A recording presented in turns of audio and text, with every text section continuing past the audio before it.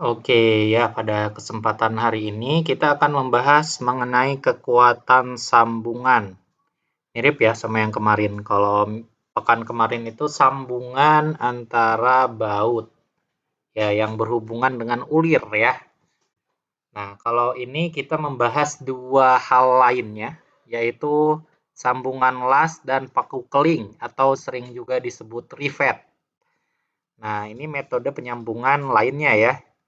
Ada beberapa metode penyambungan itu. Ada yang kemarin menggunakan ulir, ada yang menggunakan las, ada yang menggunakan paku keling. Ada juga yang lainnya sebenarnya. Tapi yang paling banyak untuk aplikasi aplikasi penyambungan ya tiga ini ya. Tiga alternatif ini, tiga metode ini. Oke, kita bahas sambungan las terlebih dahulu.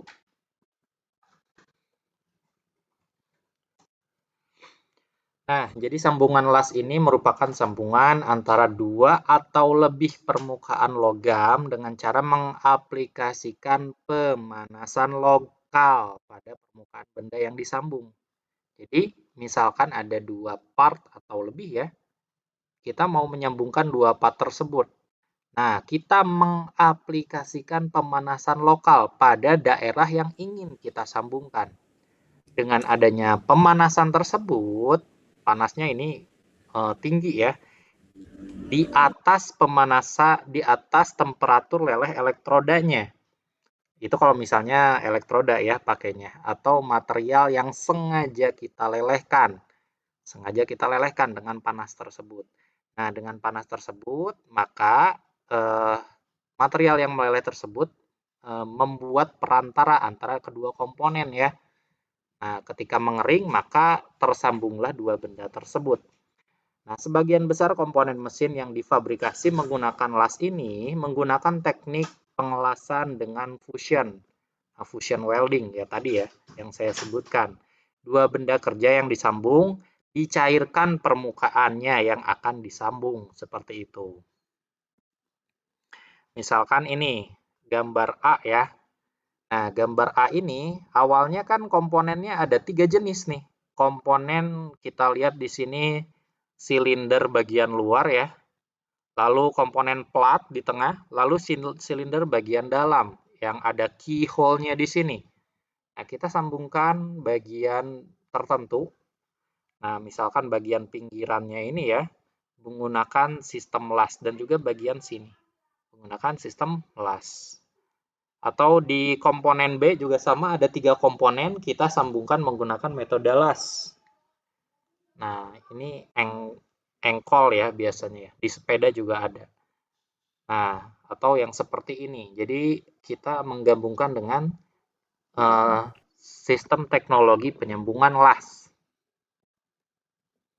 Nah, di antara kelebihan dari sambungan las ini dibandingkan dengan baut mur atau sambungan paku keling atau rivet, ini lebih murah untuk pekerjaan dalam jumlah besar. Jadi kalau misalnya dalam jumlah besar, yang pertama dia lebih murah cost-nya ya, atau biayanya, lalu lebih tahan terhadap beban fatik dibandingkan dengan yang lain. Dan juga relatif lebih tinggi untuk ketahanan korosinya. Tapi ini nggak beda jauh sih. Nah, di antara kelebihannya ada juga kelemahannya. Pasti ketika ada pemanasan dan digabungkan ya, ada tegangan sisa atau residual stress yang terjadi pada sambungan. Nah, ini memungkinkan adanya tegangan sisa ini ya karena perbedaan temperatur ya. Dan kenapa ada tegangan sisa? Ketika ada perbedaan temperatur, nah, misalkan dari panas ke dingin, ini proses pendinginannya. Nah, ketika proses pendinginan, temperatur turun, otomatis cairan logamnya yang meleleh itu kan volumenya pengen turun juga ya kan? Kalau menguap itu makin panas itu naik temperaturnya. Tapi kalau misalnya temperaturnya menurun, itu makin kecil volumenya. Nah, hal inilah yang menyebabkan terjadinya tegangan sisa. Jadi, si material yang melelehnya tersebut, dia kan nempel di permukaan komponen yang ingin disambungkan ya.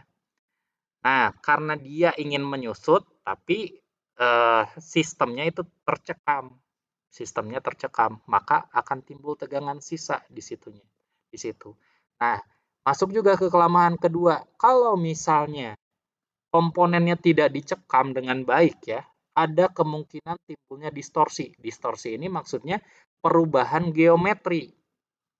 Perubahan geometri ya. Jadi awalnya tegak lurus banget nih, misalkan ya ini ya. Awalnya benar-benar tegak lurus nih antara ini dengan ini. Tapi karena ini tuh ada bagian terdistorsi, sudutnya agak melenceng sedikit gitu. Karena ini ada bagian yang menyusut sedikit. Nah, misalnya seperti itu. Jadi ada perubahan geometri kalau misalnya tidak dicekam dengan baik. Nah, terus kalau misalnya dicekam dengan baik, pasti ada tegangan sisa. Itu dua hal yang sulit untuk kita hindari, seperti itu. Ketika ada tegangan sisa, maka ini akan lebih rendah kekuatannya, terutama pada kekuatan fatigue ya, yang udah kita bahas di diagram SN yang lalu. Kalau ada tegangan sisa, maka itu akan menyebabkan pengurangan kekuatan dalam ketahanan fatigue. Nah, juga kelemahan yang lainnya itu adalah perubahan struktur metalurgi pada sambungannya. Jadi struktur metalurgi pada sambungan pasti akan berubah gitu ya. Dan masalah dalam disassembly. Jadi ini akan sangat sulit, bahkan ini merupakan yang tidak bisa diubah ya, yang tidak bisa dicabut kembali gitu. Harus secara paksa, dan dipaksa pun jadi rusak komponennya. Dalam proses disassembly juga tidak bisa dilakukan seperti itu. Maka ini termasuk sambungan yang permanen. Nah, di mana metode pengelasan ini ada beberapa cara ya yang bisa kita gunakan. Nah, ini klasifikasinya. Yang pertama itu adalah electric arc welding. Nah, ini mungkin udah dibahas secara mendalam ya di teknik manufaktur harusnya. Nah, jadi saya cuma menjelaskan bagian umumnya aja untuk mengingatkan ya, untuk mengingatkan kalian. Jadi electric arc welding ini sesuai dengan namanya ya. Kita menggunakan power supply berupa tenaga listrik untuk menghasilkan panas. Sederhananya seperti itu. Jadi panas diaplikasikan oleh busur listrik antara elektroda las dengan benda kerja. Nah, ini ada elektrodanya ya. Nah, terus ini benda kerjanya seperti itu. Nah, bisa kita lihat di sini ada timbul gas ya, timbul gas. Nah, gas ini ya fungsinya itu merupakan sebagai sifatnya dia inert. Jadi sesuai dengan definisi inert. Jadinya dia itu melindungi daripada reaksi-reaksi kimia yang tidak dibutuhkan pada saat proses pengelasan. Jadi ini melindungi gas ini ya dari reaksi-reaksi kimia lain yang menghasilkan kotoran-kotoran pada permukaan las. Seperti itu. Jadi fungsinya sangat penting gas inert ini. Nah, pasti udah dibahas juga ya bahwa elektroda ini dengan benda kerjanya memiliki beda potensial yang sangat tinggi, maka akan menimbulkan timbulnya busur listrik antara elektroda menuju ke benda kerjanya ya. Seperti itu. Nah, karena ada perbedaan potensial yang sangat tinggi. Nah, di sini ada banyak ya jenisnya yang mengikuti metode electric arc welding. Ada shielded metal arc welding, ada gas metal arc welding, ada gas tungsten, ada flux core, ada submerge. Nah, ini saya nggak menjelaskan secara detail karena kalian pasti udah dapat semuanya ini ya. Tinggal ingat-ingat lagi aja. Oh, yang electric arc welding ini apa aja jenisnya, seperti itu. Kita lanjut, ada juga resistance welding atau las titik ya disebutnya kalau bahasa Indonesia. Nah, jadi ini itu kita sambungkan antara plat komponen atas dan komponen bawah yang mau kita sambungkan ya. Nah, kita tempelkan dengan elektroda pada ininya ya, pada sini nih. Elektrodanya kita tempelkan, lalu kita alirkan listrik. Nah, ini menggunakan prinsip loss energy. Di mana ada resistansi, ketika ada resistansi atau hambatan, nah maka akan timbul panas. Nah, di sini hambatan yang paling tinggi itu adalah tentunya antara material pertama dan material kedua. Ini hambatannya sangat tinggi. Ketika hambatannya sangat tinggi, maka akan timbul panas di sana. Di mana panasnya itu ya terkumpul pada ketika hambatannya tinggi aja ya, di sini. Jadi yang mengalami fusion hanya daerah sini saja, daerah lainnya tidak. Nah, maka dari itu ini disebut sebagai las titik gitu. Udah pernah lihat las titik Belum, Pak. Belum, prosesnya? Pak. Oh, ini kalian nggak praktikum ya? Yang begini-begini ya? Ngelas sendiri belum Untuk pernah? 2019 mah belum, Pak. Oh, karena corona ya, jadi nggak ini nggak praktikum ngelas belum. Ya kalau seminimalnya kalian lihatlah di YouTube gimana tuh videonya. Nih lihat kalian satu-satu nih dilihat di YouTube nih. Shielded metal arc welding kayak gimana, apa bedanya sama gas metal, gas tungsten, dan lain-lain. Karena ini di dunia terutama otomotif ya, di semua teknik mesin lah pasti ada tuh. Proses pengelasan itu pasti ada. Di dunia perminyakan juga banyak-banyak sekali karena kita menyusun pipa di mana pipa tersebut yang panjang disambungnya banyak menggunakan teknologi penyambungan las ya. Tidak hanya las, ada juga flange yang kemarin yang skrup ya yang menggunakan ulir. Itu banyak sekali. Dan terutama untuk yang welding ini ya. Welding ini tuh wah dahsyat ini gaji untuk welder ya. Untuk welder terutama di industri perminyakan itu tinggi sekali. Apalagi perancang weldingnya ya. Nah, ini gajinya tinggi sekali untuk perancang welder di sini. Jadi penting juga untuk kalian untuk tahu ya tentang teknologi welding ini. Nah, untuk di kuliah elemen mesin ini kita lebih fokus kepada kekuatannya. Jadi bagaimana kita mendesain welding ya, mendesain skema welding dan kita tahu berapa kekuatan sambungan dari welding tersebut. Nah, seperti itu. Ada juga metode pengelasan ini yang paling konvensional, yaitu gas welding. Nah, ini menggunakan pembakaran gas oksiasetilen untuk memanaskan logam, pengisi, dan permukaan benda kerja yang disambung. Jadi ya mirip menggunakan tabung yang berisi gas hidrokarbon ya. Nah, di mana gasnya ini adalah khusus nih, oksiasetilen, bukan gas yang lain ya. Sebenarnya bisa, cuma yang sesuai standar itu adalah oksiasetilen. Nah, di sini ada dua tabung ya. Yang pertama ya tabung yang berisi bahan bakar oksiasetilen. Yang kedua tabung yang berisi dengan oksigen. Nah, jadi perlu oksigen ya dalam proses pembakaran. Ya, ketika kita melakukan proses pengelasan, nah ini yang keluar itu nggak cuma gas oksiasetilen ya, tapi ada gas oksigen juga ya. Dan tentu ada trigger untuk mematik busur api di sini. Nah, ini jenis pembakarannya beda, ada carburizing, ada oxidizing ya. Ada pembakaran sempurna, ada pembakaran tidak sempurna. Itu sesuai dengan suplai oksigen yang diberikan. Udah dapat ya ini ya, di Tekman ya? Udah dapat belum? Udah, Pak. Udah. Ini ngulas dikit aja. Ada juga yang menggunakan metode laser, laser beam welding. Ini yang modern ya, yang juga menggunakan metode fusi untuk aplikasi yang lebih spesifik. Nah, ini biasanya kalau laser ini dia penetrasinya dalam ya, penetrasinya dalam tapi luas wilayah dari lasnya itu tidak terlalu lebar. Nah, ini biasanya komponen-komponen elektronik yang menggunakan teknologi penyambungan menggunakan laser.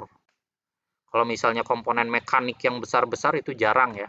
Yang paling sering itu yang elektrik, yang paling sering. Otomotif paling banyak elektrik. Ada juga solid state welding. Nah, ini menggunakan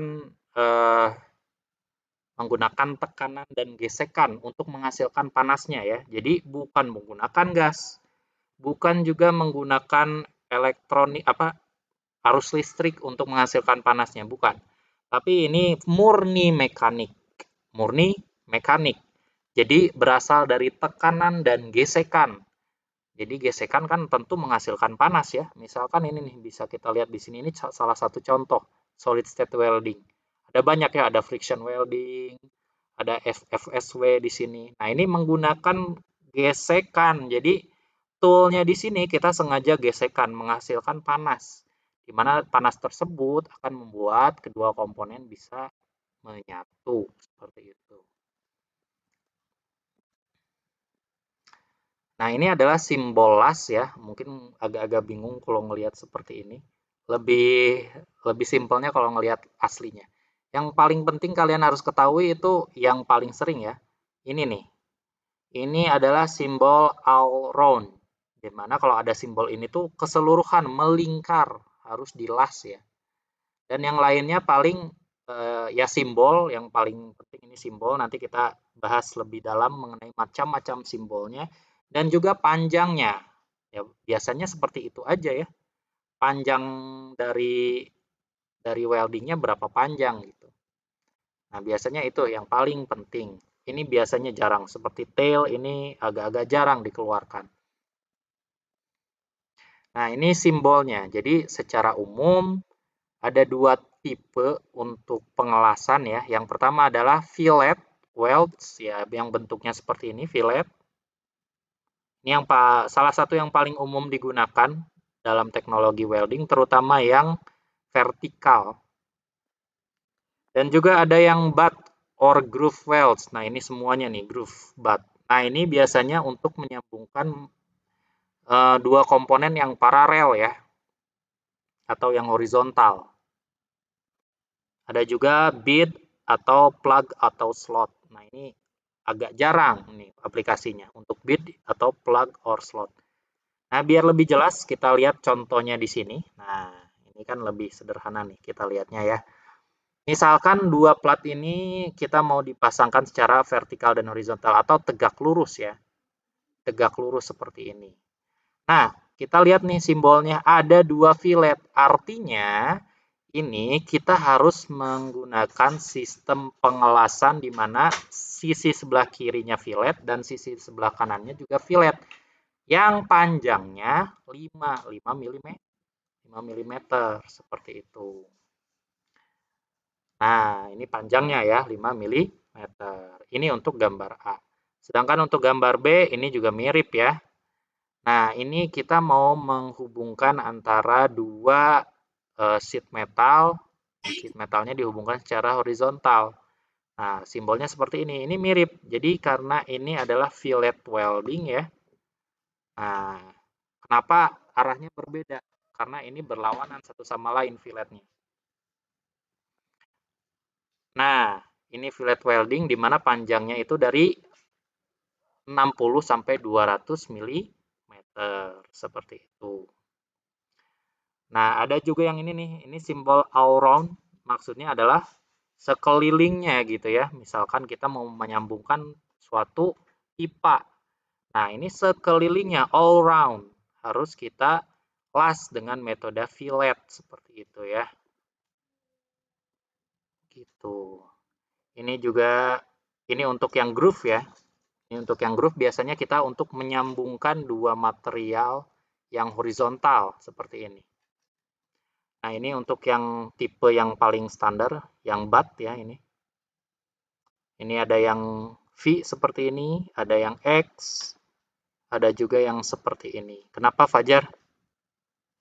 Itu teh maksud 60 sama 200 teh itu teh di 60 sama 200 gitu Pak. Apa gimana Pak? Perhatiin lagi size-nya. Nah, jadi L sampai P. L itu adalah panjang dari weld-nya ya. Jadi panjangnya 60. Nah, pitch itu tuh jarak antar, jadi selang-selang kan ini panjang banget ceritanya. Panjang banget yang di lasnya tuh. Nah, ini adalah center to center spacing dari welds-nya. Jadi setiap 60 itu kan kita ngelas. Terus kasih jarak 200 mili. Terus las lagi 60 mili. Terus kasih jarak lagi 200 mili. Seperti itu. Gimana Fajar? Berhentinya itu sampai kapan, Pak? Ya sampai ujungnya. Sampai Sampai ujungnya? ujungnya. Misalnya ini 2 meter panjangnya ya sampai 2 meter. Oh, Masa mau berarti lasnya dilanjutin kan itu, materialnya udah nggak ada gitu. oh berarti lasnya Sampai itu dimulai ujung kalau kayak gini ceritanya. dari 60 mili, terus dijeda 200 mili, terus Ya, dilas lagi, ya gitu. begitu. Ya, betul. Siapa? Paham, paham. Gitu ya. Nah, seperti itu. Nah, terus ini merupakan suatu informasi yang penting juga untuk pengetahuan kalian ya, di mana tidak semua material itu mudah untuk dilas ya. Tidak semua material mudah untuk dilas.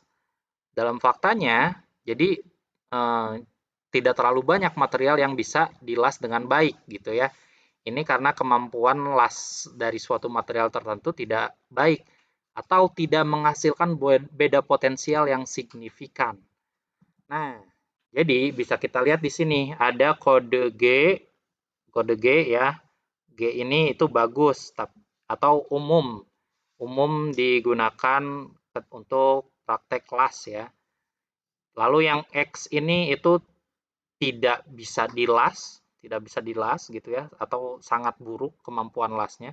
Kalau C ini fair. Nah, fair itu ya sedang lah, termasuk sulit, tapi tidak secara umum digunakan. Kalau misalnya pengen emang harus dilas, ini harus teknologi yang lebih baik gitu ya. Misalkan menggunakan laser beam atau yang lain.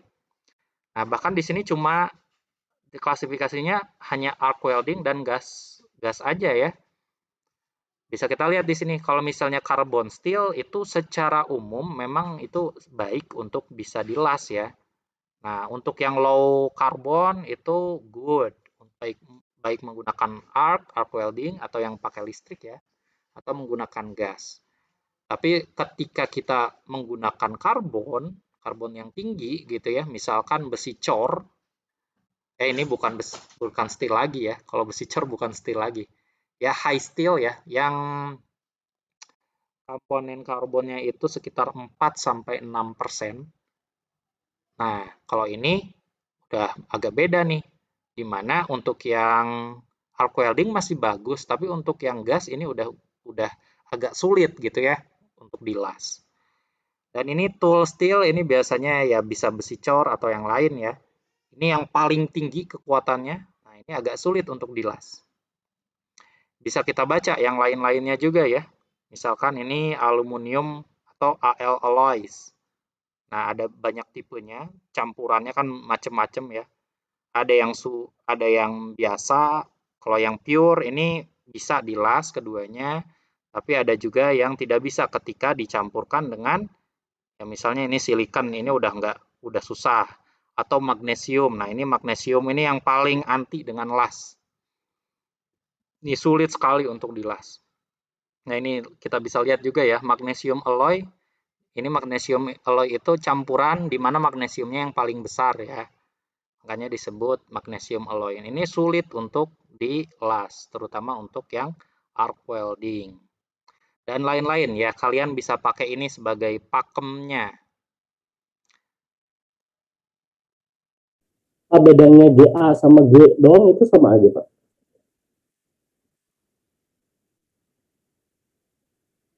Ini kan ada GA, Pak, terus ini ada G. Itu sama aja.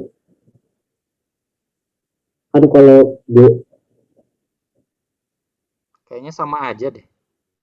sama aja. Kayaknya sama Kan, aja ya. kan kalau GA ada good gitu. Kalau misalkan G doang apakah good banget atau good gimana gitu, Pak? Enggak. Sama aja kayaknya sama aja. Soalnya di sini A good. Sama aja, sama aja.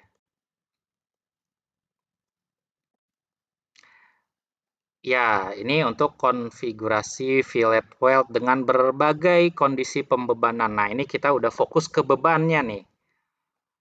Jadi untuk fillet weld ya, khusus untuk fillet weld, ada yang kita setting seperti ini. Ini namanya parallel loading, di mana garis lasnya, ini garis las ya, kita sebut ini garis las, itu tuh sejajar atau paralel dengan pembebanannya.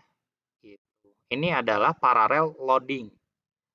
Sedangkan untuk yang ini, nah ini kita lihat garis lasnya itu tegak lurus sama arah beban. Makanya ini transverse loading disebutnya. Nah, untuk yang bagian ini juga ya, yang bagian E juga mirip. Ini juga transverse loading. Karena garis ininya tegak lurus dengan garis beban, seperti itu.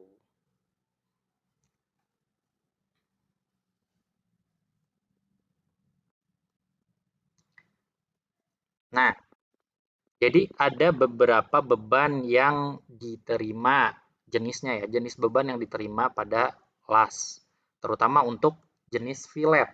Ini kita khusus di fillet ya, fillet jenis sambungan fillet. Jadi yang beban yang bekerja itu tadi ada beban paralel, ada beban melintang atau transverse, ada beban torsi, ada juga beban bending. Bisa torsi, bisa bending juga. Nah, kita sekarang menganalisa kekuatan yang bisa ditahan oleh las tersebut. Biasanya kan ya kalau kita di kuliah MKM, kita menganggap materialnya itu solid. Dari ujung sampai ujung tuh udah satu kesatuan aja ya. Nah, ternyata di dunia aslinya kita sulit untuk mencapai benda seperti itu gitu ya. Kalian mau benda bentuknya itu kayak ya yang bawahnya itu ya seperti inilah, misalnya seperti ini. Ini nggak tersambung tapi udah nyatu dari sononya gitu kan susah ya. Jadi yang paling memungkinkan itu dua sheet metal kita gabungkan. Nah, gabungkannya menggunakan las ya. Contohnya seperti inilah. Nah, jadinya perhitungan yang biasa yang kita gunakan pada kuliah MKM itu kan sudah tidak valid lagi. Jadi harus lebih advance di mana ketika ini terjadi, nah yang menumpu bebannya mostly atau paling banyak itu adalah komponen lasannya. Nah, harus kita perhitungkan lebih akurat lagi. Nah, misalnya ini adalah geometri bidang geser pada sambungan fillet welding ya. Nah, di sini untuk yang ini adalah yang parallel loading ya. Untuk yang ini adalah yang transverse loading. Nah, secara teoritis untuk yang transverse loading dan yang parallel loading ini sama, perhitungannya sama. Kecuali nanti untuk yang bending dan torsi perhitungannya berbeda. Nah, konfigurasi sambungan las jenis fillet dinyatakan dengan panjang leg HE. Nah, secara standar ya, panjang leg atau HE-nya itu harus sama. Nah, panjang ini sama panjang ini harus sama. Ini standar untuk pengelasan fillet. Harus sama. Dan panjang leher atau TE merupakan jarak terpendek dari interaksi plat ke garis lurus yang menghubungkan leg atau permukaan weld bead. Nah, jadi ada istilah TE. Ini adalah jarak terpendek dari sini ke sini ya, ke permukaan weldingnya. Nah, ini tuh kalau terpendek kita harus pakai garis tegak lurus ya dari sini. Nah, ya melalui perhitungan ini udah pasti merupakan 0,707 dari HE. Kalau mau dihitung ya silahkan dihitung. Nah, jadi sederhananya gini ya, ini kan HE, ini juga HE. Nah, garis miringnya di sini ini merupakan HE akar 2 atau 1,4 HE. Nah, kalau misalnya cuma setengahnya ya berarti 0,7 dong. Nah, dari situlah perhitungannya. Jadi tebal terpendeknya ini merupakan luasan nantinya ya, luasan yang menahan beban. Gitu. Dan jadi kita tahu nih, ini adalah luasan yang menahan bebannya. yaitu TE tebal ini tadi dikali panjangnya. Panjangnya berapa mili nih dari sini sampai sini gitu. Itu adalah beban yang menerima beban geser. Luasan yang menerima beban geser maksud saya. Nah, untuk beban paralel atau beban transverse tadi ya, perhitungannya sama. Stres atau tegangan yang dihasilkan merupakan tegangan geser dengan besar seperti ini. P itu adalah besar gayanya dibagi luas tadi, luasnya. Luasnya itu adalah T dikali L. Nah, di mana T ini adalah 0,707 HE dikali dengan panjangnya. Ya udah tinggal seperti ini ya, perumusannya tinggal masukin ke sini. Nah, jadi untuk menghindari kegagalan pada sambungan, maka tegangan yang terjadi haruslah lebih kecil dari kekuatan luluh geser dari material las. Ingat-ingat, material lasnya ya, atau elektrodanya. Nah, jadi kita harus setting bahwa kekuatan luluh material lasnya itu harus lebih tinggi nih, harus lebih tinggi dibandingkan dengan tegangan geser yang diberikan oleh beban tersebut. Nah, ini kalau misalnya kita melihat distribusi tegangan dari, contohnya seperti ini ya. Ini kita bikin fillet. Nah, ini adalah yang transverse loading berarti. Kita lihat nih, tegangan yang paling banyak di mana? Ada titik A, titik B, ya titik B sama C sama ya, sampai ke kanan ini nih. Nah, bisa kita lihat di sini. Tegangannya ketika ini tegangan geser ya, tegangan geser. Ketika belum sampai A nih, dia relatif lumayan tinggi. Terus berputar ketika di titik A, tepat di titik A. Nah, ini si tegangan gesernya berbalik arah ya, sampai titik ekstrimnya. Nah, di titik B atau titik C. Nah, sampai titik ekstrimnya, semakin ke kanan, nah ini berubah lagi. Titik ekstrim juga. Sampai 0, seperti itu. Dan sedangkan ini adalah tegangan tarik atau sigma ya. Ini tegangan sigma. Dari titik D sampai titik B. Nah, dari sini sampai sini nih. Ini tegangan tarik yang diterima oleh lasannya. Semakin ke kanan, semakin tinggi. Ekstrimnya itu pada titik B.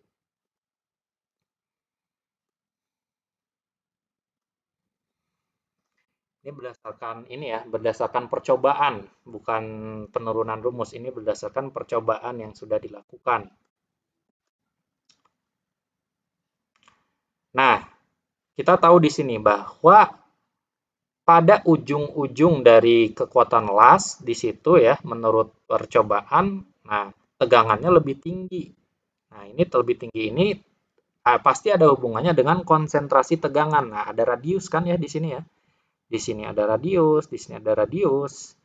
Nah, tinggal dipakai aja seperti apa konstruksinya. Nah, untuk konstruksi yang seperti ini, yang transfer loading, itu menggunakan konsentrasi tegangan sebesar 1,5.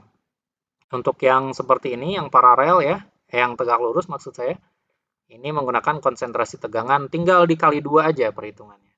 Ini juga sama. Ini dikali 2,7 untuk faktor konsentrasi tegangan pada sambungan las fillet. Nah, ini lihat ya, perumusannya untuk yang ini kan transverse loading, kalau yang ini parallel loading. Walaupun rumusnya sama, tapi faktor konsentrasi tegangannya berbeda. Kalau misalnya yang transverse itu cuma 1,5, sedangkan untuk yang paralel ini 2,7 seperti itu. Jadi dimasukkan ke dalam perhitungannya harus ada ininya. Harus ada faktor dari konsentrasi tegangan. Nah, kalau tadi itu adalah beban ini ya, beban paralel atau beban transverse, yang ini adalah beban torsi. Nah, sambungan las yang mendapat beban torsional, maka resultan tegangan geser yang terjadi pada suatu grup sambungan las adalah jumlah vektor tegangan geser melintang dengan tegangan geser torsional. Ya, intinya Tegangan geser yang terjadi itu akibat semua beban yang terjadi pada fillet tersebut ya. Pak, izin ke WC? Ya, boleh. Nah, tegangan geser akibat gaya melintang dapat dihitung dengan persamaan ini ya. Tadi ya, gaya geser dibagi dengan A. Sama yang tadi. Nah, sedangkan tegangan geser torsional adalah, nah ini nih, tegangan geser akibat torsi itu adalah TR dibagi dengan J. Nah, jadi torsi totalnya itu adalah tegangan geser maksudnya. Tegangan geser totalnya itu adalah tegangan geser akibat transverse loading tadi ditambah dengan tegangan geser akibat torsinya. Nah, kayak gimana sih beban torsi itu ya? Sebelum kita lihat seperti apa beban torsi pada sambungan las, kita bahas dulu beban bending. Ada juga beban bending pada sambungan las. Ya, perumusannya juga sama, M dikali C dibagi I. Gitu. Nah, di mana untuk momen inersia dari penampang itu adalah TE dikali IU dikali LW. Nah, IU-nya ini atau inersia dari lasannya ini kita bisa lihat melalui, nah ini nih ada pakemnya. Jadi ilmuwan ini sudah merumuskan untuk konfigurasi las-las tertentu ya. Nah, kita bisa lihat untuk yang sebelah kiri ini adalah beban bending ya. Beban bending yang sebelah kanan itu beban torsi. Jadi beda bebannya ya. Misalnya ini nih di sini. Jadi ada sebuah plat yang kita las secara tegak lurus seperti ini. Lasnya itu kita kasih las di sebelah kiri sama sebelah kanan. Yang umum ya. Dan diberi pembebanan seperti ini model pembebanannya. Nah, ini kan jelas bebannya adalah beban bending. Jadi untuk kasus yang seperti ini, kita masukkan IU-nya ini adalah D kuadrat per 6. Nah, masukin ke sini. Masukin ke rumus ini ya, I-nya. Dan terus kalau misalnya kita mau ngecek berapa sih tegangan geser langsung akibat gaya geser, nah pakai rumus ini. M dikali C, ini C biasa ya, kayak MKM dulu sama lah ini C-nya. Nah, yang bedanya itu I-nya aja. Yang bedanya I. Kita I-nya pakai ini nih. Bla bla bla bla bla bla ini. Dan IU-nya pakai perumusan yang di sini. Nah, bedanya cuma di situ. Dari kuliah MKM yang dulu kita kerjain ya. Kalau dulu kan kalau MKM itu I-nya ya standar ya. Kalau misalnya segi 4 biasa itu BH pangkat 3 per 12 dan lain-lain lah. Kalau ini beda konfigurasi las, beda inersianya ceritanya gitu. Nah, ini momennya juga bisa kita langsung dapatkan menggunakan perumusan ini. Dan ini adalah konfigurasi las yang lain ya. Bisa seperti ini, jadi di lasnya cuma di bagian kiri dan kanan, bisa di atas dan bawah. Yang berbeda itu adalah inersia dari weld-nya yang berbeda. Nah, ini semua adalah beban bending. Bagaimana kalau beban torsi? Nah, beda nih di sini. Kalau beban torsi itu membuat si bendanya itu terpuntir ya, beda. Kalau misalnya bending itu tertekuk, nah jadi sederhananya kayak gitu. Bending itu membuat bendanya tertekuk. Kalau misalnya torsi itu membuat bebannya terpuntir, terpuntir gitu, terperas gitu istilahnya.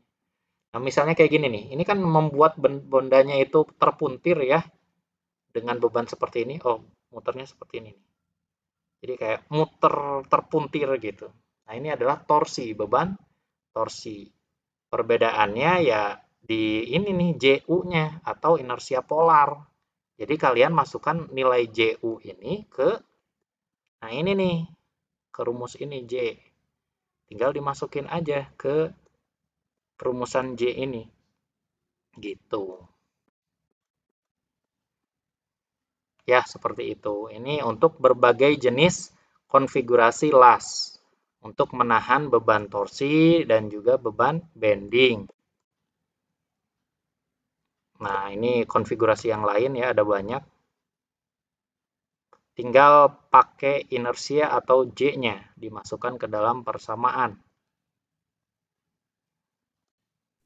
Apa bedanya torsi sama Kalau bending itu dari J sama U-nya, dari J sama I-nya doang, Pak.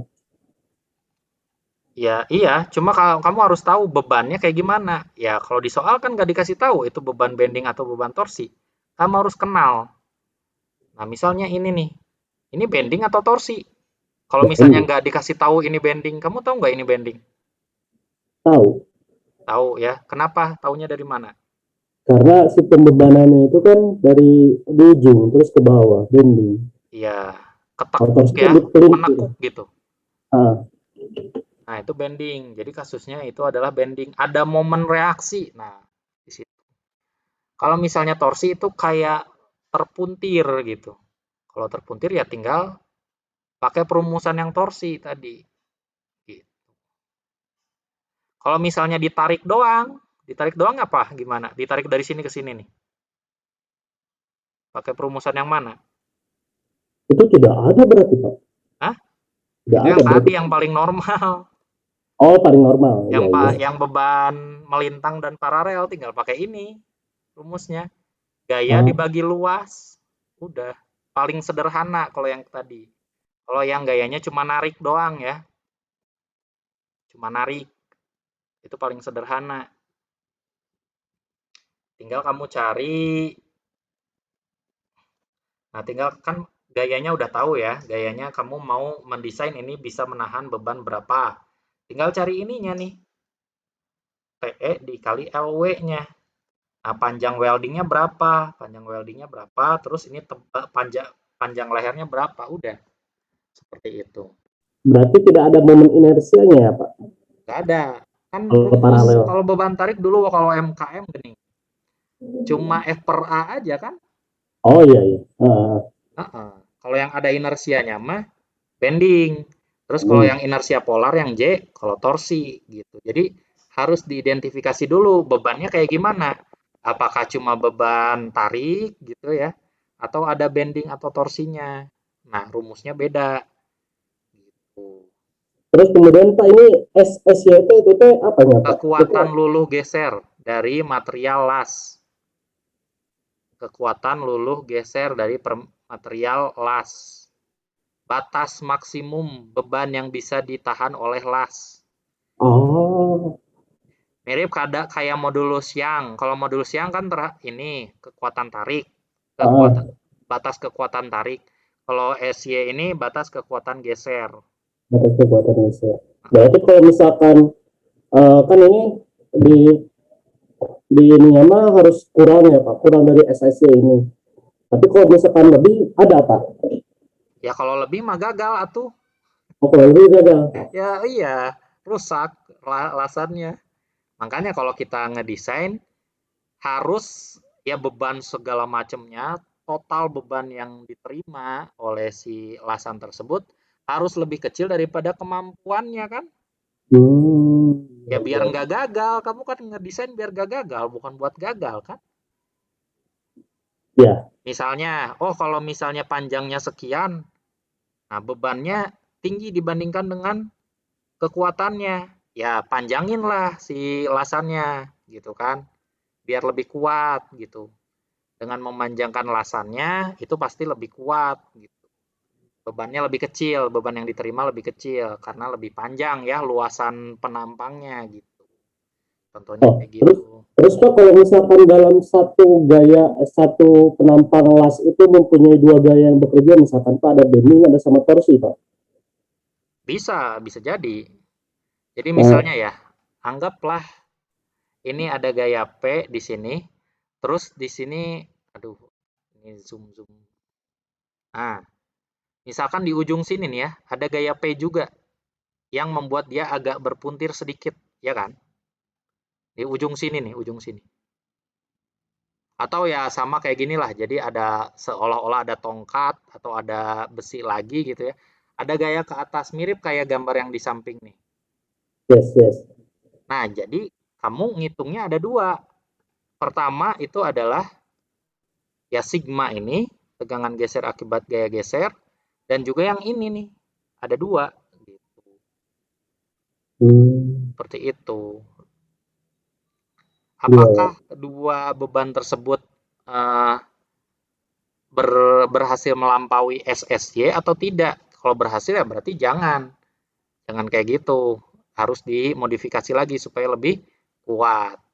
Hmm, Gitu. paham, paham, paham. Oke. Oke. Nah, jadi ini ada berbagai macam konfigurasi, tinggal dipakai aja ininya, eh, pakemnya di sini tinggal dipakai aja ya. Dan ini adalah kekuatan material dari sambungan las. Ini khusus untuk yang arc ya, arc welding. Karena yang arc welding ini kita melelehkan elektrodanya. Jadi yang bersifat fusion adalah elektrodanya.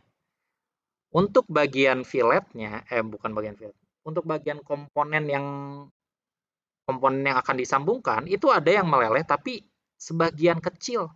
Sebagian kecilnya kecil banget. Nah, yang meleleh itu mostly adalah elektrodanya. Elektroda ya, bukan material yang mau disambungnya ya, yang meleleh itu. Melainkan elektrodanya. Maka dari itu kita bisa melihat nih kalau misalnya dari elektrodanya itu kita bisa tahu berapa kekuatan ultimate tensile strength-nya gitu. Ini berdasarkan kekuatan. Semakin tinggi ya berarti semakin kuat kekuatan sambungannya.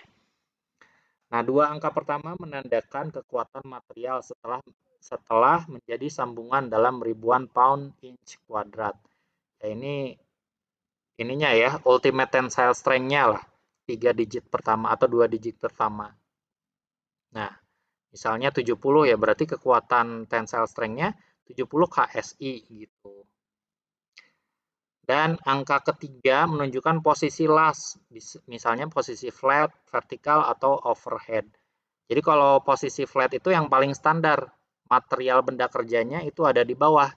Nah, kita sebagai welder posisinya ada di atas tangan kita ya. Itu posisi flat. Kalau nggak salah angkanya 1. Nah, untuk yang vertikal itu tuh material yang mau kita lasnya itu ada di depan kita, berdiri gitu ya. Nah, kayak gitu. Berdiri, set, kita las. Itu tingkat kesulitannya lebih sulit. Nah, jadi elektrodanya juga khusus ya, beda. Ada juga yang overhead di atas kita. Nah, jadi kita ngelas posisinya, posisi yang mau kita las itu ada di atas. Ini ngeri kan ya, horor kalau percikannya itu kena badan atau kena mata gitu. Makanya ini yang paling standarnya itu yang paling tinggi, yang overhead. Seperti itu. Nah, sedangkan angka terakhir menandakan variabel dalam pengelasan seperti besarnya arus yang digunakan. Nah, ini juga merupakan faktor stres konsentrasi akibat fatigue ya.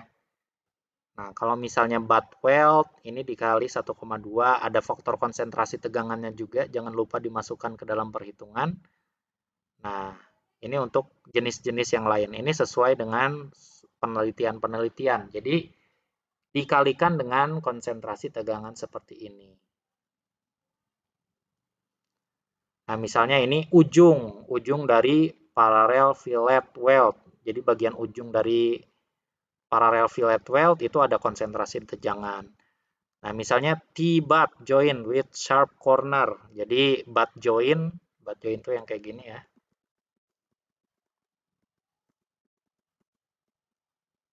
Nah, ini butt joint.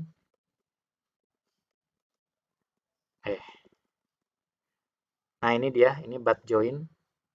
Ini juga pakai faktor konsentrasi tegangan. Nanti si KF ini masukinnya kemana, Pak? Ke perumusan ini, misalnya bebannya sigma, ya dikali K. Oh, di KF. Misalnya bebannya T, ya dikali K ujungnya gitu.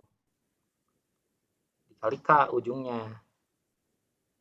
Tadi ada dua konsentrasi tegangan ya. Yang pertama ini konfigurasi. Dari konfigurasi ada konsentrasi tegangan. Terus akibat fatigue juga ada konsentrasi tegangan. Jadi dikalinya ya terhadap bebannya, beban total dikali dengan konsentrasi tegangan. Ada 2 tadi. Gitu. Berarti ini TD tambah TF kali KF ya? Ya, kalau misalnya kasusnya seperti ini ya. Kasusnya seperti ini, ya berarti dikurungin terus dikali K. K-nya ada dua, K1 sama K2. K1 akibat geometri yang seperti ini. Kalau tadi tuh ini nih. Jadi ada yang TD-nya, tau D atau tegangan geser akibat beban paralel.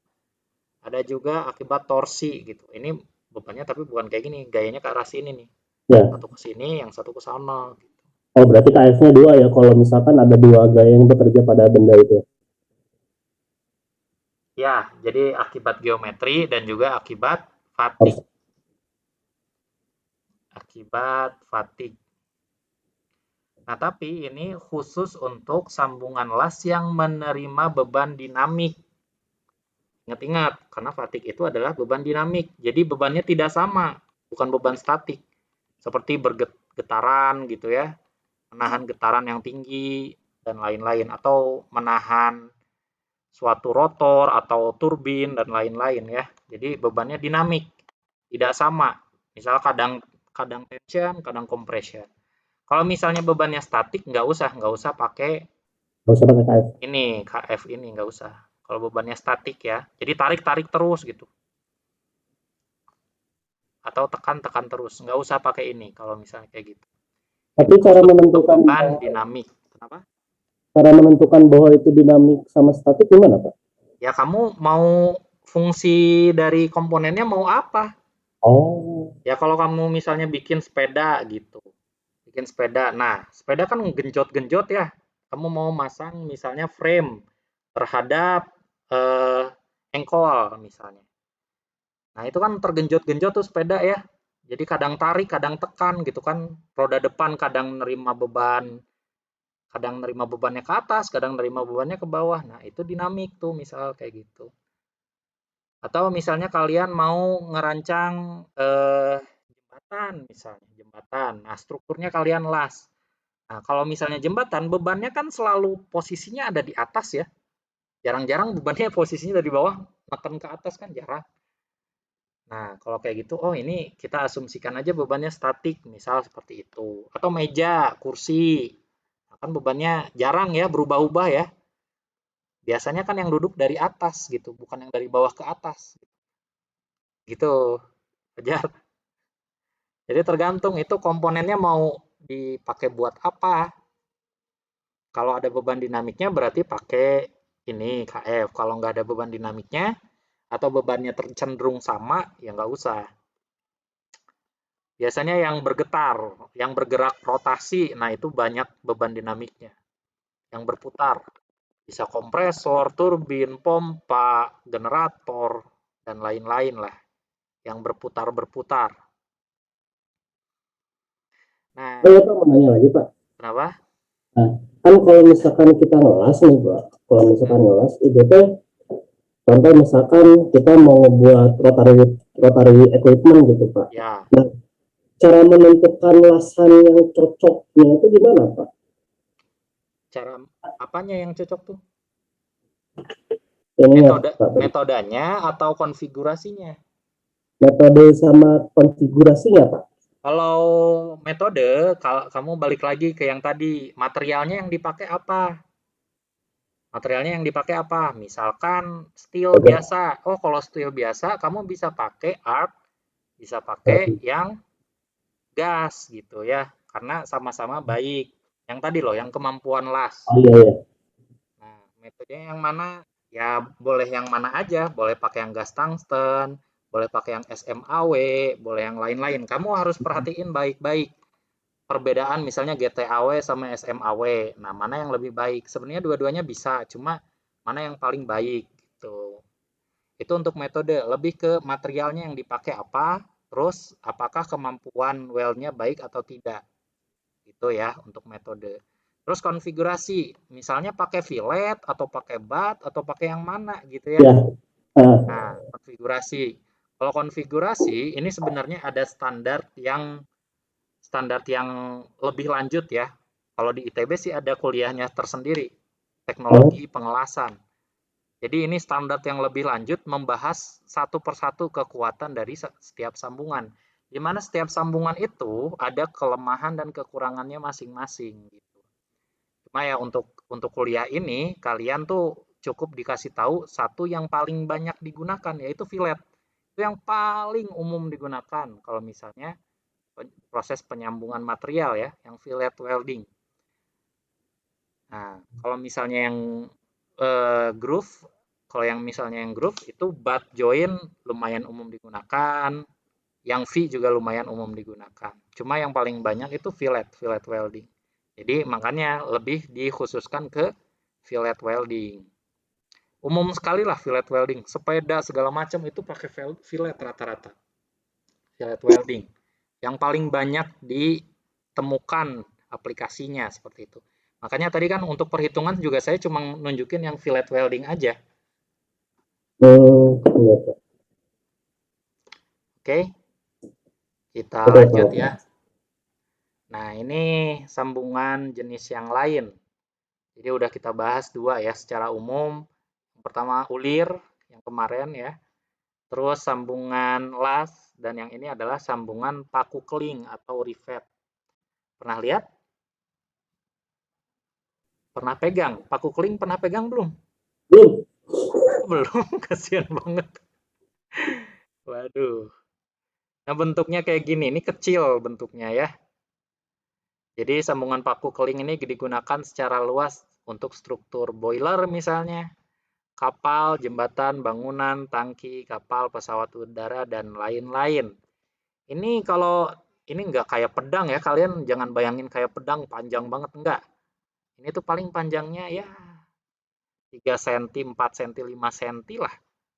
Nggak terlalu Jadi itu yang panjang ini. dipanasin itu, Pak? Bukan, ini mechanical, pure mechanical.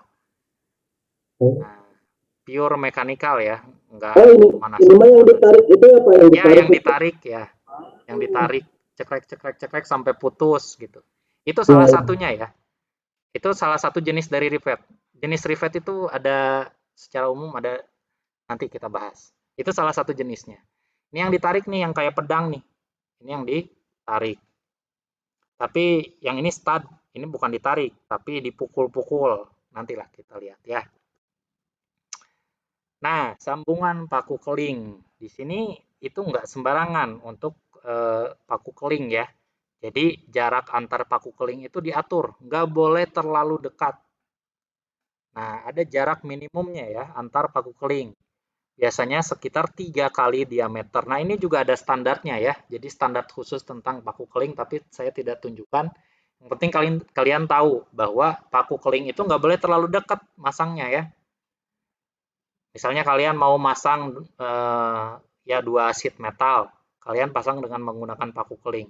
Jarak antar paku keling itu tuh ya kalau misalnya ini rule of thumb-nya ya biasanya gitu. Sekitar 3 kali diameter paku kelingnya. Misalnya diameter paku kelingnya itu anggaplah 3 mili, 3 mm. Nah, jaraknya itu nggak boleh kurang dari 6 mili antar paku keling. Nggak boleh kurang dari 6 mili, harus lebih dari itu. Kenapa? Karena ada faktor konsentrasi tegangan. Faktor konsentrasi tegangan. Dan juga crack akan lebih mudah menjalar kalau misalnya retakan ya, retakan lebih mudah menjalar kalau misalnya jarak antar rivet itu terlalu dekat. Nah, ada jarak maksimumnya juga, tidak boleh lebih besar daripada 16 kali tebal plat. Seperti itu. Nah, jarak antar keling yang terlalu jauh akan mengakibatkan terjadi plate buckling. Kalau misalnya terlalu jauh, itu bisa buckling itu gini. Misalkan ya, ini paku keling yang pertama. Nah, ini materialnya.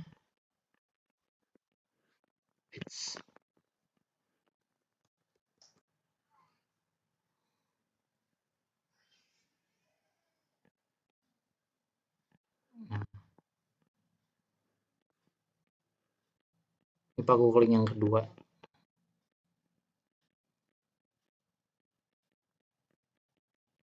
Nah, buckling itu kalau misalnya sering kali terjadi ketika proses pembebanan, nah ini ada agak ngebuka sedikit gitu.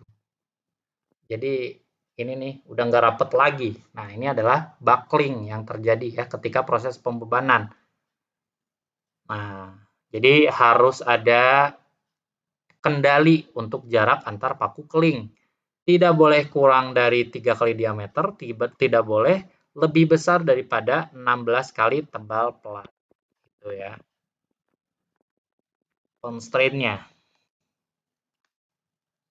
Paku keling juga dapat dibuat dari bahan yang bersifat ulet. Nah, karena ini kan si paku kelingnya itu ya kita ubah bentuknya ya.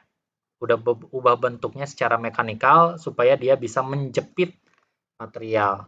Maka dari itu harus bersifat ulet atau memiliki persen elongasi yang tinggi seperti baja karbon, aluminium atau brass, Kuningan ya. Bukan Cirebon, Kuningan. Kelebihan sambungan paku keling diantaranya itu tidak akan longgar karena adanya getaran atau beban kejut. Kalau yang sambungan ulir kan ya, kalau adanya beban dinamik atau getaran itu bisa jadi loosening. Loosening itu logor. Kalau misalnya pakai baut. Nah, kalau misalnya paku keling itu tidak ada efek seperti itu ketika ada beban getar atau beban kejut. Nah, dan juga relatif murah dan pemasangannya relatif cepat dibandingkan yang lain. Juga ringan dan juga dapat diassembling dari sisi blind. Nah, jadi dari sisi blind tuh yang nggak kelihatan ya. Nah, juga lebih tahan korosi dibandingkan sambungan baut. Juga kekuatan fatik lebih baik daripada sambungan las. Kelemahan sambungan keling itu, nah ini sebenarnya bisa sih, tidak dapat dilepas, tapi sebenarnya bisa ya. Tapi dengan cara paksa. Nah, ini tidak dianjurkan sebenarnya untuk dilepas. Paku kelingnya untuk melepas itu tidak dianjurkan. Karena ini prosesnya paksa dan juga bisa merusak permukaan daripada platnya ya atau material yang kita sambungkan. Umumnya paku keling ini untuk menyambungkan dua sheet metal umumnya ya. Jadi bukan part-part yang aneh-aneh. Itu biasanya paku keling ini untuk sheet metal. Jadi yang ketebalannya tidak terlalu tinggi, tidak terlalu tebal. Nah, juga kelemahan yang lain, preload atau pencekaman tidak sekencang sambungan baut. Jadi ini preloadnya rendah ya. Untuk mencekam si kedua material tersebut. Nah, jadi ada dua jenis di sini. Ada jenis tubular, ada jenis blind. Jadi sederhananya, kalau yang jenis blind ini salah satu ujungnya itu nggak perlu kita perhatikan. Kalau jenis tubular, salah satu ujungnya perlu diperhatikan. Ini gambarnya hitam putih jadi nggak terlalu jelas. Ya, misalnya inilah ya. Ini yang tubular nih. Jadi kita awalnya material paku kelingnya seperti ini nih. Jadi semuanya bentuknya kayak gini ya. Nah, lalu awalnya kita kompaksi supaya tidak ada gap antara material sheet metal atas dan bawah. Nah, awalnya kita kompaksikan dulu, lalu kita bentuk atasnya menjadi seperti ini, seperti paku juga ya. Jadi menggunakan die di sini. Kita bentuk supaya di atasnya menjadi seperti ini bentuknya. Nah, ini adalah jenis yang tubular. Bukan yang ditarik ya. Kalau yang ini yang pakai paku diketok-ketok. Nah, ini adalah tegangan yang terjadi pada paku keling. Tegangan yang terjadi pada paku keling mendapatkan beban tarik. Dapat dihitung dengan persamaan yang biasa ya, P dibagi AC. Nah, AC ini adalah luas paku keling sebelum dipasang, luas penampang ya. Luas penampang dari silindernya. Nah, mode kegagalan yang mungkin terjadi pada konstruksi keling ini akibat beban geser dapat diklasifikasikan menjadi 6 jenis. Yang pertama adalah mode bending pada plat, jadi platnya yang terbending ya, ada gaya reaksi moment. Ada juga mode geser pada keling, ada juga mode tarik pada plat, mode bearing pada rivet atau plat, shear tear pada plat, atau tensile tear out pada plat. Nah, prakteknya mode kegagalan pertama sampai keempat nih yang paling sering terjadi. Nah, mode bending atau mode tarik pada platnya ya, itu yang paling sering terjadi kegagalan. Sedangkan dua mode kegagalan terakhir dapat dihindari dengan memberikan jarak minimum sebesar 1,5 kali diameter paku keling ke ujung plat. Nah, ini ya, jadi nggak boleh terlalu dekat. Kalau misalnya terlalu dekat bisa jadi shear tear out atau tensile tear out pada platnya, yaitu yang robek tadi. Nah, tear out tuh yang robek kayak gini nih, ini robek kayak gini, ini tear out, shear tear out. Kalau ini yang biring, jadi bagian pinggirannya nih yang agak-agak terdistorsi. Kalau ini yang akibat penarikan pada plat ya. Kalau ini tegangan geser pada paku keling. Ya, ini mode-mode kegagalan yang bisa saja terjadi pada sambungan paku keling. Nah, untuk menghindari kegagalan ini, maka ada beberapa persamaan yang harus kita penuhi. Nah, jadi yang pertama ini adalah untuk mencegah beban bending ya. Untuk mencegah beban bending, kita menggunakan persamaan ini. Jadi beban yang terjadi itu nggak boleh lebih besar daripada ini nih, 0,6 dari SY. SY itu adalah kekuatan yield dari komponen. Nah, ini harus pakai 0,6 ya, ini udah pakem, jadi tinggal pakai aja. Di mana P-nya itu adalah bebannya, LG adalah panjang gripnya. Nah, ZM ini adalah section modulus plat yang paling lemah.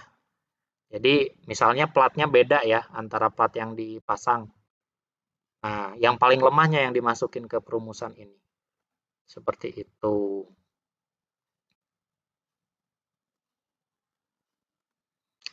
Nah, untuk beban geser pada paku keling, ya rumusannya seperti ini. Jadi, beban gesernya itu harus kurang daripada 0,4 dari section modulusnya ya, atau modulus elastisitasnya. Kenapa 0,4 ya? Karena ini bukan modulus elastisitas asli, tapi ini adalah modulus luluh untuk geser ya, bukan tarik. Jadi kita pakai 0,4. Di mana P-nya beban, ya DC-nya itu adalah crash diameter. Nah, ini untuk mode tensile pada komponen plat. Ini tensile itu beban tarik ya. Nah, bisa dipakai, ini murni beban tarik, jadi SY-nya ya berarti nggak dikasih 0, sekian, 0, sekian, tapi langsung modulus siang. Di mana B ini adalah lebar komponen platnya, NR itu adalah jumlah paku keling sepanjang komponen, sedangkan TM itu adalah tebal komponen plat yang paling kecil. Pak, Kenapa? ini kan lebar komponen platnya seluruhnya, Pak? Apa Seluruhnya, hanya satunya? seluruhnya dari ujung sampai ujung. Nah, ini nih dari sini sampai ke sini lebar komponen plat.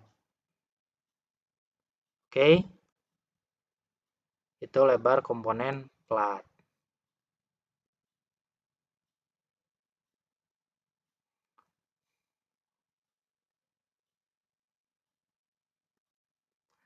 Nah, ini adalah untuk kompresif bearing. Kompresif bearing itu akibat ini nih. Yang ini nih, kegagalan ini ya. Ini kompresif bearing. Bearing itu sebenarnya ya tegangan pada pinggiran paku kelingnya ini nih, pada lingkaran ini nih. Nah, kenapa kompresif ya? Karena ini menekan ya sifatnya.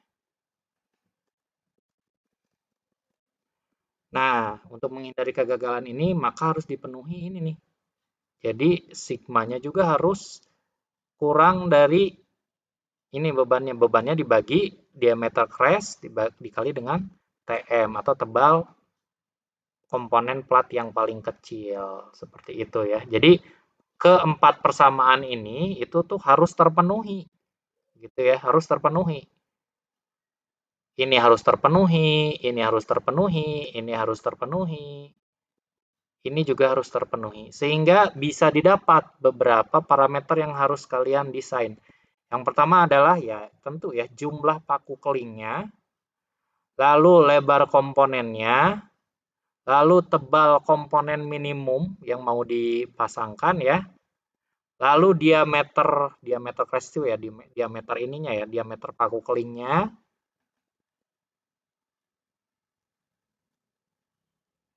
nah dan juga ini nih, panjang gripnya, jarak antar paku keling, seperti itu. Oke, untuk paku keling sampai di sini, jadi ada 4 kriteria yang harus dipenuhi ya, supaya paku keling tersebut bisa menahan beban dengan baik. Saya juga udah kasih materinya ya di WhatsApp, silahkan baca-baca lagi. Pak mau nanya Pak, Boleh, boleh. ini Pak yang tadi tuh yang crash crash sama crash terus sama Iya, diameter crash. itu yang mana ya Pak? Tadi crash Diameter sama, paku kelingnya. oh, Nah, diameter ini nih. itu teh crash Pak. Iya, Oh bentar Pak tulis di. diameter paku kelingnya. Yang menahan beban.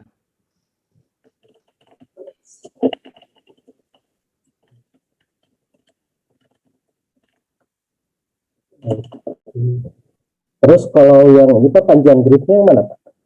Panjang grip tuh ini nih, dari sini ke sini. Oh dari satu paku keling dan paku keling Iya, iya. lainnya ya? Ya, betul. Berarti kalau misalkan oh, Sebentar, sebentar. Bending.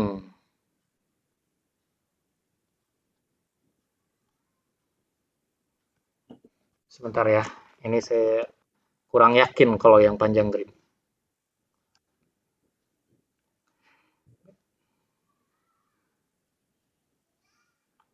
Karena jarang sih paku keling itu ada beban bending. Biasanya bebannya tarik aja. Hmm. Ini kemungkinan besar bukan jarak antar ini ya. Tapi panjang dari sini sampai sini nih. Nah, ini lebar grip. Oh panjang ininya Panjang ya. dari ya dari berarti penjumlahan antara tebal ini dengan tebal ini karena itu yang efektif menahan beban bending. Ya, ini panjang dari sini sampai sini. Itu adalah lebar grip. Berarti ketebalan dua ini apa dua spesimennya ya? Ya, secara otomatis itu jumlah dari ketebalan dua spesimen.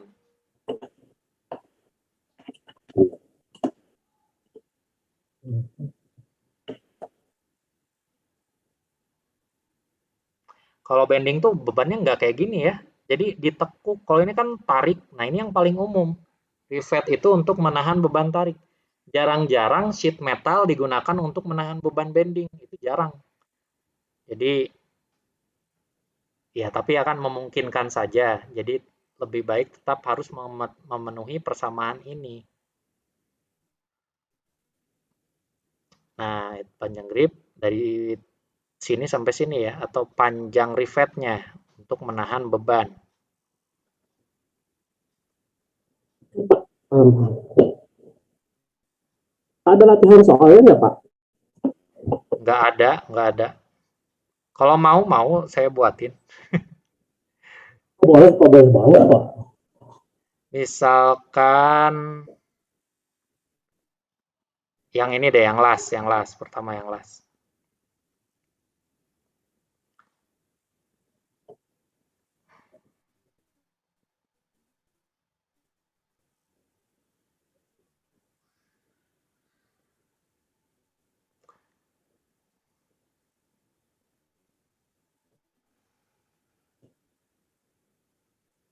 Nah, misalkan ya,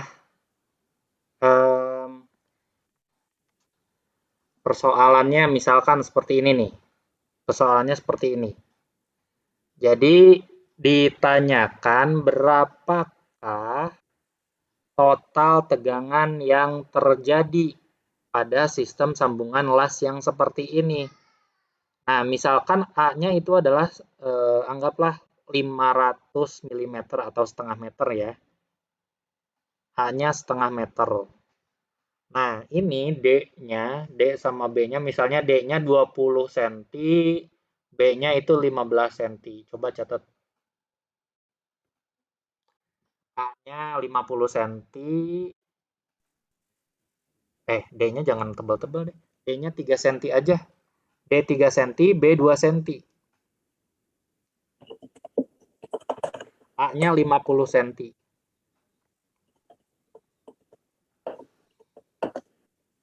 Oke. 50 cm. Berapa? Terus? Ya, ditanyakan berapakah tegangan yang terjadi pada konfigurasi lasan seperti berikut. Nah, gimana tuh? Pakai perumusan ini ya. Kamu cari dulu berapa momennya. Pakai MKM biasa, ya F dikali L aja sih, dikali lengan momen. Oh ya, P-nya 2 kilonewton. Gayanya 2 kilonewton. Coba ya, tuh buat latihan. Jarak ke P-nya itu berapa, Pak? Lengannya 50 berapa cm. lengannya? A-nya A 50 kecil. cm. A kecil. A 50, B 2. D-nya tadi berapa? 3 cm ya, B-nya 2 cm. P-nya 2 kilonewton. P-nya 2 kilonewton. Jangan geser ya. Pakai perumusan ini. Nah, di mana I-nya kamu ngitungnya kayak gini ya. Oke. Oh iya, ini TE sama LW-nya belum. Nah, lebar L-nya, ya L-nya kan diketahui ya. Nah, L-nya ini nih 2 si D-nya ini nih. LW-nya D-nya ya sama ya. Itu kan panjang lasan. Oh, LW-nya itu 2D ya?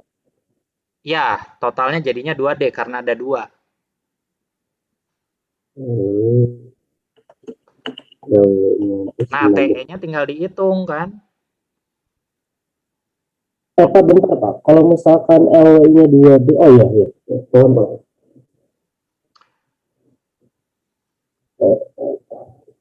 Kalau C-nya itu Pak, Hmm? C, karena itu ada C ya, momen momen C, NC per I. C-nya C itu apa itu di MKM masa nggak tahu? lupa. Dihitung lah. Dihitung itu C-nya. C jarak dari neutral aksis sampai momen maksimum. Tuh dulu. Dihitung. Lupa lagi. Coba lihat-lihat lagi catatan MKM-nya. Nah, terus untuk yang ini ya, panjang untuk filletnya nih. Nah, HE-nya itu misalnya ya, 1 cm lah. Ini HE-nya 1 cm. Panjang fillet 1 cm. Ini HE ini untuk menghitung TE ya. HE-nya ini 1 cm.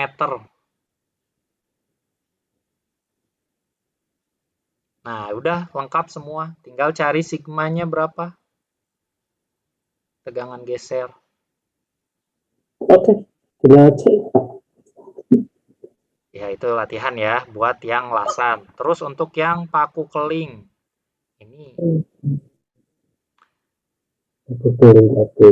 Nah, Wah, ini soalnya sih sebenarnya trial and error ya. Jadi misalnya ada suatu, sebenarnya diketahuinya sederhana. Diketahuinya lebar plat, terus tebal platnya berapa, yes. tebal platnya itu udah diketahui, udah diketahui tebal platnya berapa, terus gayanya berapa. Nah, yang ditanya itu adalah konfigurasinya. Berapa paku keling yang kalian gunakan, dan juga jarak antar paku kelingnya berapa. Nah, sebenarnya itu yang harus di ini, dan cara ngerjainnya itu coba-coba. Misalnya 3, kalian hitung 3. Masuk nggak ke safety factor-nya? Oh, kalau misalnya nggak masuk, berarti tambahin jadi 4. Gitu cara ngerjainnya. Jadi agak sulit nentuin soalnya kayak gimana ya. Yang penting Oh, alur berpikirnya benar. berarti kita tuh menentukan paku keling yang ada pada plat itu tuh harus berapa gitu ya Pak? Iya, kan sebagai engineer kamu tuh merancang sistem sambungan. Tapi Jadi udah safety tahu faktornya itu berapa? berapa? Hah? Safety faktornya itu diketahui berarti Pak? Ya, kamu pengen safety factor berapa? Misalkan 5, Ya tinggal dikali 5. Tinggal dikali 5. Nah, kalau misalnya safety factornya 5, kamu butuh paku keling berapa gitu. 5. Ya enggak lah, ya belum tentu. Tergantung berapa tebal plat, berapa lebar platnya, berapa gayanya, tergantung. Bentar, berarti itu tuh masuknya tuh di, oh berarti ini tuh kita nyari NR ya Pak? Ya, yang dicari NR. Nah, kan biasanya udah tahu nih, oh ini beban untuk menahan beban sekian. P-nya biasanya udah diketahui. Itu kan Yes. permasalahannya ya. Permasalahannya sekian nih, kita mau ngebangun struktur yang ada sambungan ininya, sambungan rivetnya. Dia harus bisa menahan berapa newton, misal seperti itu. Berarti P-nya ini udah diasumsikan. Hmm. Lebar komponen bisa udah diasumsikan, bisa belum. Ya tergantung, oh kita punya plat, misalnya kalau udah disediakan platnya, berarti lebar komponennya udah tahu, tebalnya juga udah tahu, tinggal berapa jumlah paku kelingnya yang harus kita eh, tuju gitu ya, jumlah paku kelingnya. Berarti safety faktornya masuk ke dalam rumus ini Pak, dikali safety faktor atau Ini gimana? nih safety factornya di sini. Di sini. Jadi Ah, dengan beban. Safety factor dengan beban. Jadi sudah dikalikan dengan safety factor, apakah perbandingannya dengan kekuatannya, apakah masih lebih kuat kekuatannya atau bebannya gitu. Di sini ya, kalau pakai safety factor di sini nih, P dikali safety factor lah di sini. mau pakai safety faktor. Hmm. Jadi Nah, misalnya ya agak ya contohnya seperti inilah yang sederhana ya. Jadi bebannya tarik. Nah, karena emang paling umum bebannya tarik. Jadi kamu tak punya dua plat, misalnya plat aluminium ya, tebalnya sama nih. Tebalnya sama, anggaplah tebalnya 2 mili gitu. Nah, aluminium ini kamu rencanakan bisa menahan beban sebesar 1 kilonewton misal. 1 kilonewton gitu. Nah, lebarnya juga udah diketahui, lebarnya misalnya 1 meter.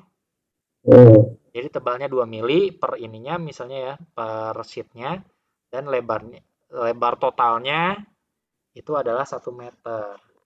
Nah, misalnya ditanya jumlah paku kelingnya berapa, misalnya safety vectornya cuma 2. Nah, itu untuk sederhana nih ya, untuk mode tensile aja. Jadi emang kamu merencanakan ini tuh menahan beban cuma beban tarik aja, bukan beban yang lain. hmm, Nah, dimasukin ke sini, kamu dapatlah, oh minimal harus berapa paku keling gitu. Kamu oh, rencanakan konfigurasinya. Setelah misalnya dapat 10 paku keling. Nah, kalau misalnya 10, kamu dijejerin kan sama rata. ah, Nah, masuk ke kriteria ini apa enggak? Harus harus ini juga, harus diperhatikan juga. Nah, ini nih, jarak antar paku kelingnya apakah sudah lebih besar daripada 3 kali diameternya? Kalau sudah berarti aman. Terus, apakah sudah jarak maksimumnya itu tidak lebih besar daripada 16 kali tebal plat? Kalau misalnya sudah ya udah berarti aman gitu. Kalau misalnya ada yang nggak aman di sini ya, oh misalnya ini jarak maksimumnya kita lebih kali daripada 16 kali tebal plat, ya udah tinggal ditambahin uh, rivetnya. Jadi lebih mampat sedikit, nggak masalah dia bakal lebih kuat gitu ya. Kalau misalnya jaraknya lebih besar daripada 16 kali tebal plat gitu. bentar Pak, masih belum paham di bagian yang sini Pak. Maksudnya ini harus dikaji mana? Bisa dikasih ini apa sih? Misalnya ya, kamu tadi udah ngitung nih. Jadi Ah, minimal dengan safety factor 2, kamu dapat NR-nya itu misalnya ini, Kamu ngitung ini tadi. Oh, Nah, ini ya beban tensile. Kamu ngitung tadi itu ini udah dikasih safety factor 2, ini jangan kasih bukan kurang dari lagi, tapi jadi sama dengan kalau misalnya ngitung berapa jumlah rivet. Nah, nanti yang ah, didapatkan pasti bukan angka bulat, nggak mungkin angka bulat. Misalnya 6, sekian atau 7, sekian gitu ya. Ambil dibulatkan ke atas supaya dia bisa memenuhi safety factor dua. 2 atau lebih ya. Jadi dibulatkan ke atas. Misalkan kamu dapat perhitungan 7,7 misalnya ya. Ya, kamu berarti simpulkan bahwa harus 8 rivet minimal. Nah, dengan 8 rivet, 8 rivet kan, 1 meter tuh, 8 rivet tuh. 1 meter.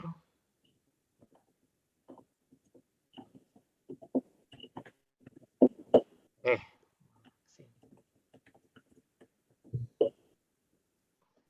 shift F5. Nah, ini 1 meter kan lebarnya total ada 8. Anggaplah 8 ya. Nah, kamu kan tahu nih jarak antar ininya ya. Jarak antar rivet. Nah, kan ada klasifikasinya tadi. Nggak boleh kurang daripada 3 kali diameter rivet. Nggak boleh lebih daripada 16 kali lebar pelat. Ya kan? Ya, Misalnya 16 kali. kejadiannya gini nih, kamu tuh. Ini jarak antar rivetnya tuh terlalu jauh. Lebih besar daripada 16 T. Misalnya ya. Ya berarti tinggal tambahin aja rivetnya. Tambahin supaya jarak antar rivetnya tidak terlalu jauh. Misalnya ditambahin jadi 10, nggak masalah. Ini bahkan safety factornya bisa meningkat dengan menambahkan rivet gitu. Nah, tapi kejadiannya kalau misalnya jaraknya ini kamu udah kurang dari ini nih, kurang dari ini jaraknya tuh. Nah, ini yang masalah. Masalahnya, penuntasan masalahnya ya berarti tidak cocok. Berarti konfigurasi seperti ini tidak cocok. Kita nggak boleh makin sempit lagi ya, menambahkan menambahkan lebih besar, lebih banyak rivet itu nggak boleh. Itu kan makin rapet jadinya kan. Ini nggak boleh. Kalau udah Ya, kayak gini mah entah tebal platnya yang harus lebih tebal atau lebarnya harus makin lebar atau gayanya nggak boleh sebesar itu gitu. Supaya jaraknya ini nggak terlalu mepet begitu. Ini desain tapi untuk kan cara menentukan style aja. diameter paku peling yang digunakan gimana Pak? Kenapa? Kenapa? Cara menentukan diameter paku peling yang cara menentukan diameter paku peling yang digunakan Pak? Ya pilih aja kamu mau pakai yang mana. Karena setiap paku keling beda-beda diameternya. Jadi kamu udah milih dari awal diameter paku kelingnya yang mana gitu. Jadi paku Terus kelingnya dipilih kamu yang milih. Jadi udah diketahui dari awal.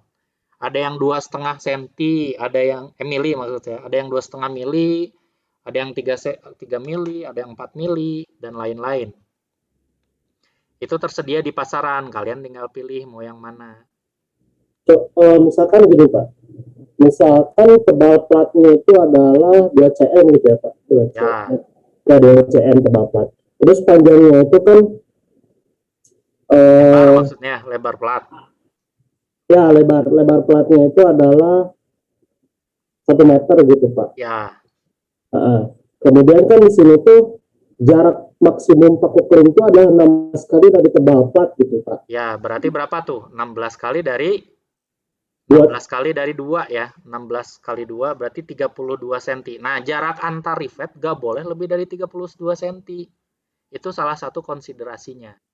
oh berarti kalau misalkan jarak satu paku keling dan paku keling ini tuh misalkan jarak dari ini ke sini tuh 10 cm itu masih boleh Pak. Masih boleh, masih boleh. Itu masuk Tapi kriteria. tidak boleh Nah, lebih cek dua tuh gitu. 10 cm apakah udah dicek. Ini aman berarti ya. Kriteria yang pertama, kriteria yang tadi aman.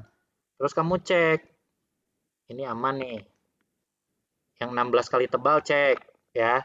Terus kamu cross check yang 3 kali diameter. Nah, diameternya berapa? Misalnya diameternya ambil yang 5 mili ya. Nah, berarti Hmm. jarak antar ujung ke ujung dari rivetnya nggak boleh 3 kali 5 mili. Berarti nggak boleh kurang dari 15 milimeter. Wah, aman, aman banget. 10 cm mah aman banget. Jadi, ya udah, Oh, berarti konfigurasi itu bisa menahan beban tarik sebesar berapa newton gitu. oke Pak. Dengan safety factor sekian. Begitu. Oke, paham Pak, paham Pak. Oh iya, iya, iya. Ini beban tarik juga pasti ada ini, ada kemungkinan bearing failure juga.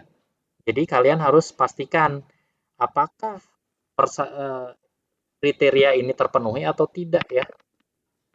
Harusnya sih terpenuhi. Kalau misalnya ini terpenuhi, ini juga harusnya terpenuhi. Tinggal dimasukin, oh bebannya berapa newton. Dibagi diameter ininya, diameter dari rivetnya. Ini satu rivet ya, bukan ditambahin. Misalnya kalian pakai 10 rivet, tidak berarti diameternya 10 kali diameter, bukan. Tapi individual. Oke, oke. Nah gitu. Ini juga harus dipastikan ya.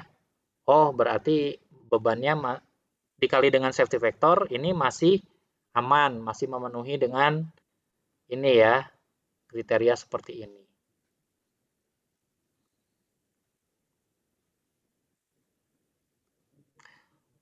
Nah, oh ya, Oke. ini saya juga baru kepikiran. Baik itu mode bending, baik itu mode geser, baik itu mode tarik, baik itu. Nah, ketiga mode ini pasti ada compressive bearingnya ya. Pasti memungkinkan compressive bearing failure. Jadi, walaupun bebannya yang lain-lain, ini juga harus diperhitungkan ya. Nah, harus memenuhi syarat ini nih, yang compressive bearing. Karena pasti permukaannya juga permukaan dari ini ya, lingkaran lubangnya juga menerima beban. Nah, ini juga harus terpenuhi syarat ini. Begitu. Berarti di samping kita mencari yang bending torsion yang lain-lain, kita juga harus mencari yang kompresifnya gitu ya. Ya, tinggal buktikan aja sih. Tinggal buktikan. Misalnya Kalau kamu misal, pakai diameter paku keling yang 5 mili gitu ya. Masukin ah, aja ke rumus ini. Dikali safety factor 2, apakah kurang dari ini atau tidak? Kalau misalnya kurang dari ini, berarti aman. Kalau misalnya lebih dari ini, ya, pakai diameter yang lebih, biar lebih, pakai diameter rivet yang lebih tinggi, gitu, supaya tidak terjadi kegagalan akibat compressive bearing. tapi kalau misalkan di bendingnya udah lulus Pak, tapi kompresifnya nggak lulus gimana Pak? Ya ini tebelin diameternya, Bending diameternya aja ya. ya tebelin diameter. Ini yang lihat aja yang mempengaruhi. Kan kita kalau ngubah gaya ya ngapain ya? Kita kan pengen dia tuh nerima gaya segitu, mampu gitu ya. Berarti ini nih yang kita bisa modifikasi, entah dari diameter rivetnya atau tebal platnya. Ya tebal plat juga kan kita mau pakai material itu gitu. Boleh diganti, boleh enggak. Cuma kalau diganti ya otomatis ininya juga berubah. Iya. Kalau misalnya ini yang diubah diameternya lebih gede, pasti ini juga semakin kuat gitu. Semakin kuat untuk menahan beban tensile kalau misalnya kita membesarkan diameter dari itunya rivetnya ya. Pak, ini tuh kan kita di sini tuh ini tuh harus lebih kecil dari beban kan, misalnya di ini tuh di tensile gitu Pak. Kan ini tuh Nah, harus lebih lebih kecil daripada kekuatan luluh, kekuatan ya, luluh lebih kecil daripada kekuatan lulu. Kalau misalkan lebih besar berarti itu gagal ya Pak? gagal. Tapi belum tentu, kamu kan masukin safety factor. Oh iya. Kalau misalnya kamu masukin safety factor 2, nah itu lebih besar daripada luluh. Ya bisa jadi dia masih selamat, cuma safety factor-nya nggak 2 gitu, nggak sampai 200% safety factor-nya. Gitu loh. 0, berapa gitu ya. Jadi kalau misalnya kalau mau pengen tahu dia gagal atau enggak, perhitungannya jangan pakai safety factor dulu gitu. Dia gagal apa enggak nih? Enggak pakai safety factor ya. Oh. Nah, kalau misalnya, oh ini berhasil, ya bisa dinaikkan safety factor-nya seperti itu. Berarti si safety factor ini tuh dimasukinnya mah akhiran aja ya Pak? Ya bisa akhiran, bisa di awal. Hmm. Terserah kamu. Terserah kamu. Kalau di awal ya pokoknya harga mati. Safety factor-nya nggak boleh kurang dari 2, misal seperti itu. Kalau di awal ya, udah harga mati berarti. Iya. Mm-mm. Oke? Kalau misalnya kekuatan luluh dari rivet itu bisa dilihat dari speknya ya. Bukan rivet, ini kekuatan luluh dari si sheet metalnya. Bisa dilihat dari speknya. Dari platnya ya. Mau digeser.